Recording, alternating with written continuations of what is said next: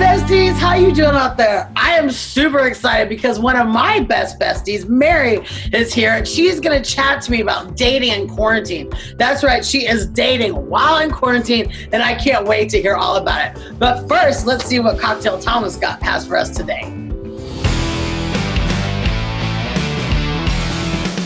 All right, well, thanks, Chef. Thanks, boss.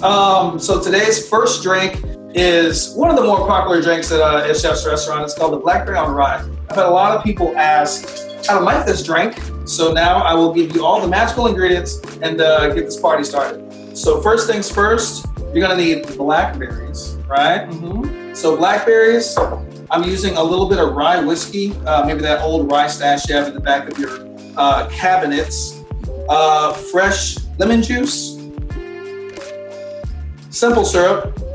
This is just equal parts sugar, white sugar, and water. So if you have a little burner on the oven, just a cup of sugar, 3/4 cups of water, maybe a cup of water. Let that dissolve, let it cool down, throw it in a container. It's good for a couple of weeks. A little bit of mint. You see my little flower arrangement here, my mint basil thyme arrangement. So now, first things first, we're going to take 2 blackberries, trusty muddler, muddle this thing down.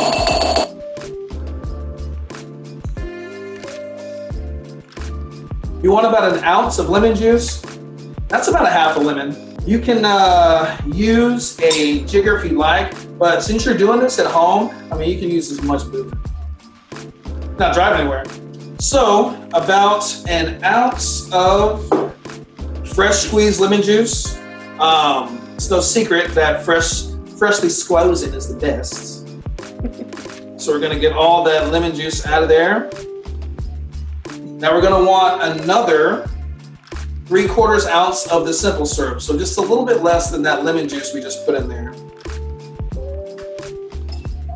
Now, I used all of my cheaper ingredients first and didn't want to go booze first, just in case I mess up my drink as I go. So now that I have all of the accoutrement in this thing, we're gonna do about 2 ounces of rye.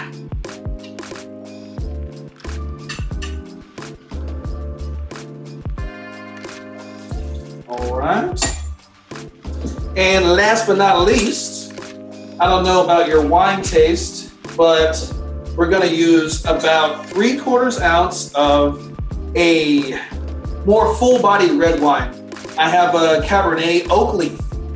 This is Walmart, top of the line. I think it's like really expensive, about $2.50. It's on the bottom shelf. If you move everything out the way and get in the back, that's where this is. I love it. It's delicious stuff. So you wanna do about 3/4 ounce of Cabernet or another more full-bodied wine. And we're gonna give ourselves a shake, shake, shake. I need to get ice. My bad, I didn't think about that for you guys. Let me grab some ice, give me 2 seconds.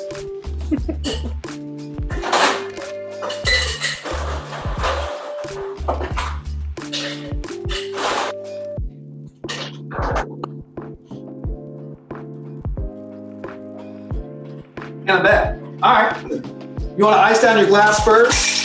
Give it a little shaky, shake, shake. Give it a nice hard shake. 7 seconds.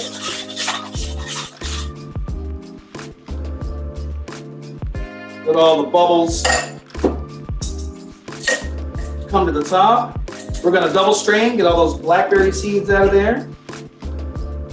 And now we have our nice, delicious blackberry on rye.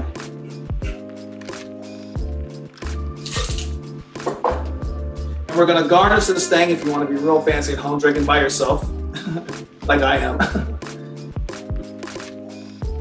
Boom. There we have it, folks. Blackberry on rye. All right, Chef. Oh my God, that looks delicious. Thank you, Thomas. Now on to my convo with Mary.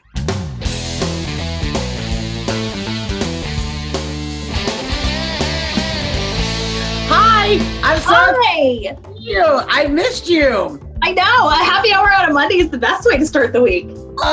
First of all, let me just say, you look fabulous. You look absolutely amazing. Thanks. We sort of have to give people a little bit of background about us.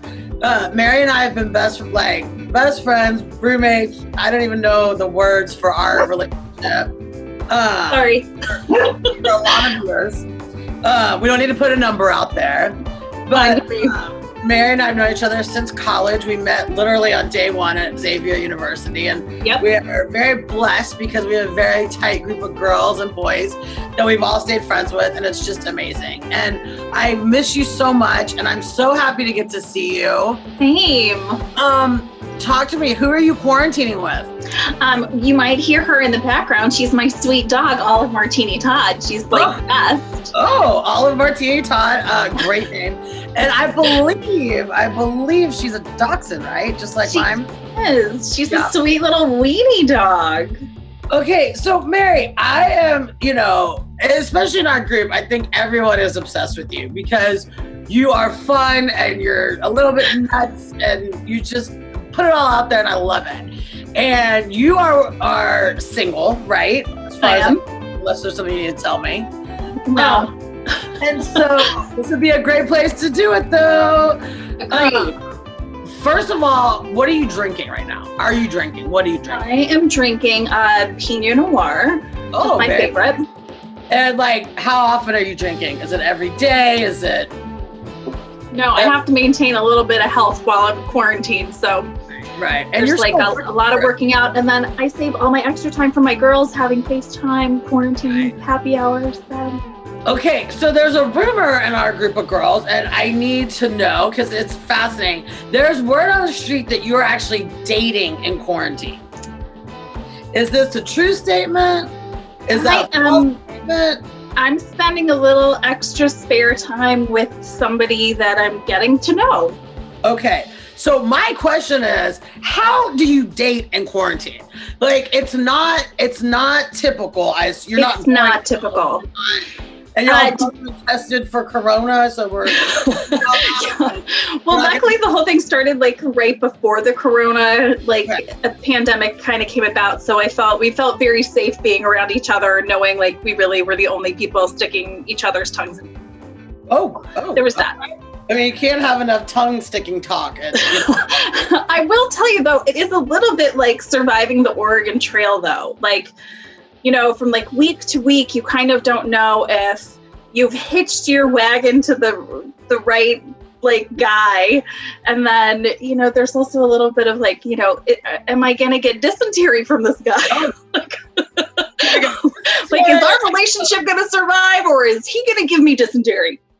Okay, well, besides dysentery, I hope that's not the only D he gives. I hope he doesn't give me anything, so. Oh, all right. So how does that look? I mean, you're not going out to a bar. You're not going to a restaurant. So are y'all FaceTiming? Do you Zoom? Do you do naughty Zoom? Is that a thing? Or is it we take a walk? How? Because, in a normal situation, which dating is stressful anyway, right? It's the worst. So this compounding with quarantine and corona, and you're right, does this person have it? Do they not? What does that look like?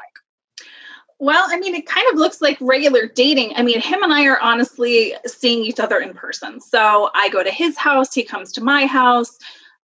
Instead of eating out at a restaurant, we tend to order in from some of our favorite restaurants, also supporting our local restaurants.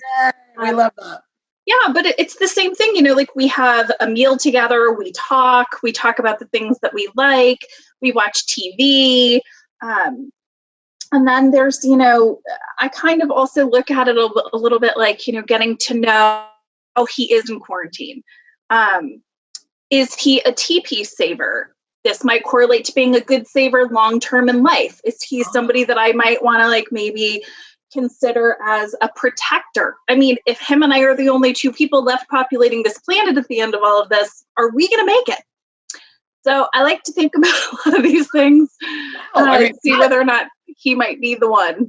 So does that put more stress on it? Does every interaction mean more because there's less of them, or Or is it you're just kind of going with the flow? We need to get back with the flow. In the earth with this kid. There's too much going on in the world right now to be like too serious about all of this. So I'm going with the flow. We'll see whether or not we make it to the end of quarantine.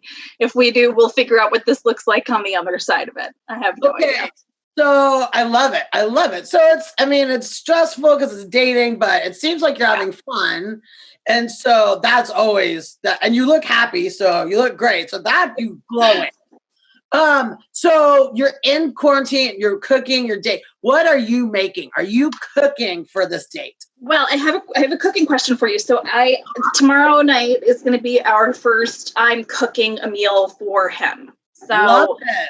I had stocked up at the grocery store on all different kinds of meats, and I have a flank steak, and I decided to start marinating it. And I honestly don't know how long you can keep a flank steak in a marinade. So I wanted to ask you, is 48 hours okay? You're fine. You're fine. Okay, great. Actually, the longer it sits, the better. 48 hours is good. But make sure before you cook it, bring it closer to room temperature. Don't sear it cold. Okay, great. I will do that. Thank you. So we're going to do flank steak marinated with some balsamic and some black pepper infused olive oil and some garlic. And I'm really excited because I love flank steak. So apparently that's not the only steak. So when you're making these meals, do you worry? Because I don't know that I would have garlic and black pepper on a date because, you worry about the teeth and the breath, or are you at home and you're like, what the hell, I don't care? I'm a little bit like I'm at home. I can brush my teeth afterwards. I also am very nice in my guest bathroom when I put a little mouthwash and lotion and other things. So if he wanted to cleanse his teeth, cleanse is not good. Anyway, so we're doing flank steak. We're also going to do some potatoes, might do a baked potato, and then some sauteed spinach. I'm also going to make banana bread, so that'll be baking in the oven, and it'll be ready by the time dinner is over. Mary, I have never known you to be such a homebody Betty Crocker over there. Well, I have to say, over there. If I look at how he treats me during Corona and he looks at how I treat him during Corona, I want him to know that I'm somebody who can probably take care of him in the long run. Well, you're a badass bitch. You can take care of anybody. So we all know that. I learned it from you, Blythe. Well, thank you. Thank you. We're a good team. So if through all of this, are you wearing makeup for dates, or are you do you look like this on a date, or do you look like... No, this is probably the most I've gotten dressed up in 4 weeks. So, are you putting makeup on to impress him, or is it now we're greeting each other in jammies with jelly on our face? No, are we washing hair? Yeah, I'm still practicing all of the hygiene. Right. I have to admit, there are a handful of things in quarantine that us ladies are kind of doing without, I was going to ask. Maintenance. And maybe a visit to an esthetician or two. So, you kind of have to do what you can with what you got or what you can order from Amazon. And listen, you're absolutely right. You got to do you and whatever you can do. Because I was going to ask you, Nathan had to do my hair for me yesterday, which gorgeous. I know he crushed it, right? Because sister did not have time for those roots that I had going on. That boy has so many skills, I'm telling you. Well, so I have to tell you this. So we were at Mama Beck's house yesterday and for brunch, and we get home and one of his feral cats that lives outside our house gave birth on our doorstep. So Nathan goes from taking care of Mama Beck to coming in and saving this cat and her babies halfway through the birthing process, gets them all set up, brings them in the house because it was so cold and windy here. And then he goes and does my hair. I'm like, if you're not a hero, I don't know what is. I don't know. You hitched yourself to a good wagon, friend. I'm telling you. I know. And you and Nathan you're gonna survive the Oregon Trail. I can see it. I'm very grateful. So I have been talking to a lot of people because really what we want to do right now is sort of spread some pink positivity out there because it is tough and it's so great to get to connect like this. But I know you live alone, correct? I do. that's got to be stressful, and or is it, or do you like? I mean, I know Olive's an amazing date, but I mean, is that stressful for you? Is it scary for you? Is it? Or are you like, whew, I like my space. I like for Mr. Date to go home. I mean, how is that for you? You know, I have to admit, like, I'm a total homebody. So this whole situation's awesome for me. Like, I've organized my house. I've been able to dive into projects I've always wanted to. But I'm pretty fortunate that I do get to see this person on the side every now and then. So I get some like face-to-face contact. I get some human contact. And, you know, they're taking like a lot of human contact, okay. You know, like, so I'm asking everybody, because I'm reaching out to my friends, and I'm reaching out to people that I trust and love, and so I'm asking everyone 3 questions. So will you play 3 questions for me? Happy to. Let's go. Okay. First question: what do you miss the absolute most being in quarantine? Oh my gosh, a couple of restaurants. I just miss dining in person. There is nothing like the whole experience that you get from dining in a restaurant. Good, great answer. Okay, what's the first thing you're doing the minute we're all free to go back to our new normal, whatever that looks I'm probably going to go to a bar, have a beer, talk to a random person, just say hi, give somebody a hug. Watch out, Charlotte, watch out. Congratulations, Charlotte, you're very lucky. Yeah, I mean, depends how much booze she's had. Free hugs. I think that like a lot of us, you know, take things for granted, right? Like today's another day, and you know, we'll do it, and you know, we don't use the good china, and we save the good wine. And I think that if anything, Corona has taught us like you're not guaranteed that, and you know, all of this is for naught. Is there anything that you regret that you have done or not done, and now are going to seize because you realize a Corona? You know, is there anything that you don't, that you're just like, damn, I should have done that, or damn, I should have?